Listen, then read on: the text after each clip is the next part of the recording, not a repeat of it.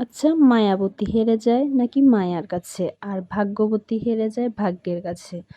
আসসালামু আলাইকুম এভরিওয়ান, কেমন আছেন সবাই? আশা করছি ভালো আছেন। আলহামদুলিল্লাহ আপনাদের দোয়ায় আমি ভালো আছি। ওই যে ভালো না থেকেও ভালো থাকার অভিনয়টা করতে হয়। কারণ কি জানেন?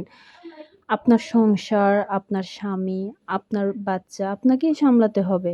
তাই সবার সামনে প্রেজেন্ট করতে হবে আমি ভালো আছি। অসুস্থ থাকলেও আমি ভালো আছি, সুস্থ থেকেও আমি ভালো আছি। কারণ কি জানেন?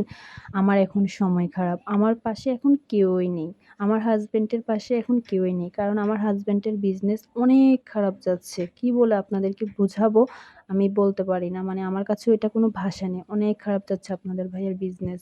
তাই এখন আমার পাশে কেউই নেই। যখন আমার হাসব্যান্ডের হাজার, হাজার টাকা ইনকাম ছিল, লাখ, লাখ টাকা ইনকাম ছিল, তখন আমাদের পাশে সবাই ছিল। কারোর কোনো অভাব ছিল না। তবে আজকে মানে ৫-৬ মাস ধরে তার বিজনেস খারাপ যাওয়ার কারণে এখন আমাদের পাশে কেউই নেই। কারণ কি জানেন? আমাদের সময় খারাপ। আমরা এখন কাউকে দিতে পারছি না। কারো জন্য কিছু করতে পারছি না। তবে আল্লাহ যদি চায়, আপনারা যদি দোয়া করেন হয়তো আবার ঠিক হয়ে যাবে। এটা আমার আল্লাহর কাছে আমার ভরসা আছে, বিশ্বাস আছে। তবে একটা কথা মাথায় রাখবেন, আপ আপনার এই সময় আপনার পাশে যারা নাই, আপনার ভালো সময় আমি মনে করি তাদেরকে আমার কোনো প্রয়োজনই নেই। আপনারা কি বলেন? যদি আমার সাথে সহমত হয়ে থাকেন অবশ্যই কমেন্টে জানাবেন।